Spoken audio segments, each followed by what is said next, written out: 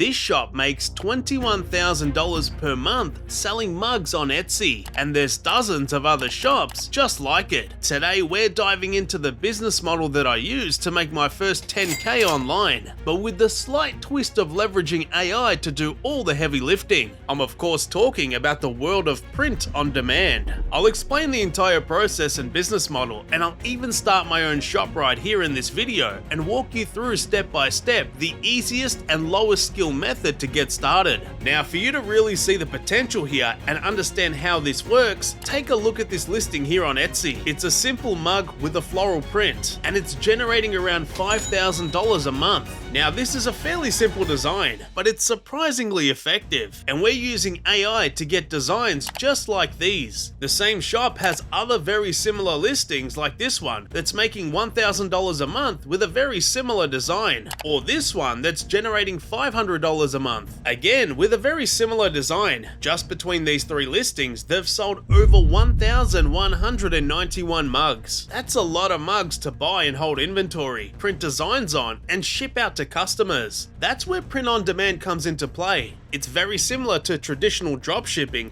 except you'll work with a supplier like Printify, who will provide you with white label products like these t-shirts, pillows, posters, and mugs that can be printed on. Profi integrates directly with Etsy's marketplace, making the whole process extremely easy. Your job is simply to pick out one of these products, upload some kind of design to it, whether that can be an image, text, or an AI design, and list it for sale in your Etsy shop with a little bit nicer of a mock-up. It'll show up in your Etsy store, and when one of Etsy's over 450 million monthly visitors finds your shop and orders that item, it'll go straight to Printify. The design that you uploaded will be printed on the mug and shipped off directly to your customer without you ever having to have a physical location, a website, or even run any ads. This is one of the easiest businesses that you can start, but just for some more proof so you can see how well this can really work, this shop is called Strictly Business Mugs, and they sell pretty much only mugs, but they've done over $800,000 just in mug sales. But even more impressive than that is this shop called Les Blues, or Le Bleu maybe, which has been on Etsy actually less time than Strictly Business Mugs, and it's made around 1.25 million selling mugs. If we look at some of their designs, you can see it's pretty simple stuff, like this definition mug that's brought in over $7,000, or this mug that's brought over $6,000 just from that one listing. But what's actually more impressive is that they've made 1.25 million in revenue over the last 1,735 days as of recording this video, which sounds like a really long time, but that actually means that since the day they opened their account, they've earned a daily average of $720 every single day. Now, we've seen lots of examples already, so let's get into the fun stuff. The very first step is to open a new Gmail account, which can just be the name of your business. This will be super useful when you start opening up all the other associated accounts. That way it's organized and not linked to your personal email. Then on Etsy, at the very bottom of the page, just click on the Sell on Etsy button and click Open a Shop. Then using that business email address you just created, you can sign up completely for free using the link below this video,